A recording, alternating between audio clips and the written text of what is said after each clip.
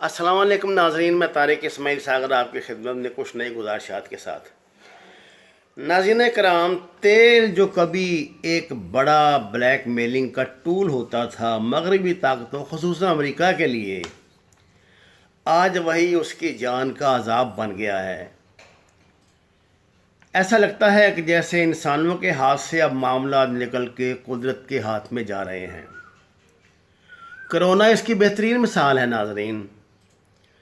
Corona کی تباہ کاریاں تو آپ کے علم میں ہیں ہی، لیکن اس سے جو سہولتیں قدرتی ماحول کو ملی، جس طرح آلودگی کا میں قریباً 50% کمی ہوئی، اور دنیا کو ایک دفعہ پھر کھلی آنکھوں کے ساتھ آسمان کے منظر دیکھنے کا موقع ملا۔ سائنسدان کہتے ہیں کہ اس وقت پولوشن میں اتنی کمی ہو چکی ہے کہ اگر کوئی شخص چاند پہ کھڑا ہو کے زمین کی طرف دیکھے تو اسے سب کچھ بہت واضح نظر آ سکتا ہے، جبکہ حالات یہ تھے کہ چند گز کی دوری بھی نظر سے آنکھ اوجل پہاڑ اوجل والا معاملہ بن کے رہ گیا تھا۔ ناظرین کرام، آج یہ تیل پنجابی زبان میں ٹکے ٹوکری ہو چکا ہے۔ اصل میں یہ سعودی عرب کی ایک جنگ تھی جس کا روس خام خواہ فریق بن گیا، اور ان دونوں کی لڑائی سے امریکہ کی معیشت کا بھٹا بیٹھنے لگا تھا۔ 2 اپریل کو ناظرین صدر ٹرمپ نے فون کر کے شہزادہ محمد بن سلیمان کو دھمکی دی تھی کہ اگر تم نے تیل کی کھپت کم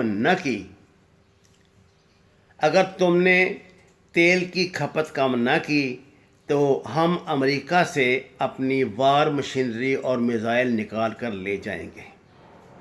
خیال رہے کہ اس سے پہلے ریپبلکن سینیٹرز آئیں گے، کیون اور ڈانس فیرون نے کانگریس میں قانون کو مسودہ پیش کیا تھا کہ اگر سعودی عرب اپنی تیل کی پیداوار میں کمی نہ کرے تو ہم اس کے دفاع سے ہاتھ کھینچ لیں۔ کہتے ہیں جب یہ فون آیا تو شہزادے کے لیے یہ اتنا ان ایکسپیکٹڈ تھا کہ انہوں نے کمرے میں موجود اپنے دیگر جو مشاور وہاں موجود اس سب کو کمرے سے نکل جانے کا حکم دیا، اور بالکل تنہائی میں صدر ٹرمپ کا فون سنا اور ان سے بات کی۔ صدر ٹرمپ نے انہیں برملا یہ بات کہی تھی کہ اگر آپ نے میری احکامات ہی، میں تو کہوں گا، ویسے تو انہوں نے نصیحت کا لفظ استعمال کیا ہوگا، پر عمل نہ کیا تو یاد رکھیے گا کہ پھر ہم اپنی وار مشینری یہاں سے نکال لیں گے۔ اور سعودی عرب جن حالات سے دوچار ہے، خصوصاً یمن کی طرف سے جس طرح ایرانی مداخلت ہو رہی ہے، اور جس طرح وہ مدینہ اور مکہ تک اپنے میزائل پھینک رہے ہیں، اس کے بعد بہت بڑے مسائل اس کے لیے پیدا ہو سکتے تھے۔ افسوس تو اس بات کا ہے ناظرین کہ مسلمانوں کی مجبوری مسلمان ہی بنتے ہیں، کوئی غیر مسلم نہیں بنتے۔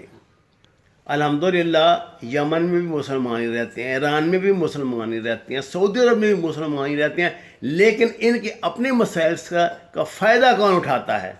امریکہ اٹھاتا ہے، اور ہم اس میں سازشی تھیوریاں تلاش کرنی شروع کر دیتے ہیں۔ کاش ہم اپنی احوال پر بھی غور کریں، اپنے آپ کو بھی دیکھیں کہ ہم کیا کر رہے ہیں۔ خیر ناظرین، پہلے تو شہزادے کو کچھ دیر تک یہ سمجھ نہیں آئی کہ صدر ٹرمپ کیا زبان بول رہے ہیں، کیونکہ ان کو اس طرح کی غیر سفارتی زبان کی امید نہیں تھی۔ اور صدر ٹرمپ تو آپ کو پتہ ہے مرضی کا مالک ہے، جو مرضی زبان بول دے وہ اپنے آپ کو دنیا کی سپر ترین پار سمجھتا ہے۔ ناظرین، شہزادہ مجبور ہوا اور اس نے 12 اپریل تک اوپیک کے ساتھ مل کر ان سے ڈسکشن کرنے کے بعد 97 لاکھ بیرل یومیہ کٹوتی کی، جو روزانہ کی عالمی کھپت کا 10% ہے۔ صدر ٹرمپ نے شہزادے سے کہا تھا کہ میں تو اپنے تیل کو بچانے کے لیے جدوجہد کر رہا ہوں اور تم ہمیں برباد کرنے پر تلے ہوئے ہو. تم کیا سمجھتی ہو ہم اپنی بربادی کا تماشا اس طرح دیکھتے رہیں گے؟ ناظرین کرام، اس وقت صورت حال یہ ہے کہ اگر یہ تیل کی کھپت پہ کنٹرول نہ کیا جاتا اور اس کی اتنی ہی رسد، جس طرح اس کی طلب میں کمی ہو رہی تھی، اس کی رسد بڑھ رہی تھی، تو جون کے وسط تک پوری دنیا میں اس کی سٹور کرنے کی گنجائش ختم ہو جاتی، اور 70 سال میں یہ پہلی مرتبہ ہوا ہے. آپ کو اس بات کا شاید اندازہ ہو کہ جو ایئر ٹریفک بند ہونے سے، زمینی ٹریفک میں کمی آنے سے کاربن ڈائی آکسائڈ کی اخراج میں 8% کمی بھی واقع ہو چکی ہے. یہ گڈ سائن ہے. لیکن دنیا چونکہ اپنی تباہی کا سامان خود ہی کرتی ہے.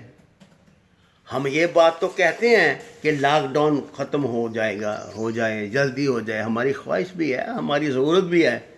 لیکن کبھی آپ نے تصور کیا جب اچانک یہ لاک ڈاؤن ختم ہوگا اور پوری دنیا کی ٹریفک موو کرے گی تو پھر زندگی کیسی ہو جائے گی؟ گو کہ ایسا کبھی نہیں ہوگا. بہت محدود اختیارات کے ساتھ انسان دنیا میں موو کر سکیں گے. لیکن یہ بات آپ یاد رکھیں کہ کچھ بھی ممکن ہے. ناظرین کرام، اطلاعات کے مطابق پنجاب حکومت نے اسرائیل کی ایک کمپنی کو، ایک میڈیکل ریسرچ آرگنائزیشن کو یہاں پہ جو کرونا وائرس سے متعلق ریسرچ کا پروجیکٹ دیا ہے، ان کو اجازت دی ہے کہ آپ یہاں ریسرچ کریں اور اپنی ریسرچ سے ہمیں آگاہ کریں. اس کا مطلب آپ سمجھتے ہی ہیں. اس سے پہلے بھی وزیر اعظم کا بل گیٹس کو فون کرنا کس طرح کی گفتگو ہوئی، اور اس سے پہلے ایگرو کیمیکلز کے رزاق داؤد صاحب کے ساتھ بل گیٹس کا معاہدہ، قوم کو اس کی تفصیلات سے آگاہ کریں. اس سے پہلے کہ بے چینی بڑھے، کیونکہ مرضیوں کے حوالے سے بھی اور بل گیٹس کے حوالے سے بھی پاکستان میں بہت تشویش پائی جاتی ہے. ناظرین کرام، اس التجا کے ساتھ، اس درخواست کے ساتھ کہ قرآن پاک کو ترجمے کے ساتھ پڑھا کریں، نماز میں جو ہم پڑھتے ہیں اس کا ترجمہ جاننے کی کوشش کریں، آپ سے اجازت چاہتا ہوں. وما علینا الا البلاغ المبین. درخواست ہے اگر آپ نے ابھی تک اس چینل کو سبسکرائب نہیں کیا تو اسے سبسکرائب کریں. آپ کا شکریہ.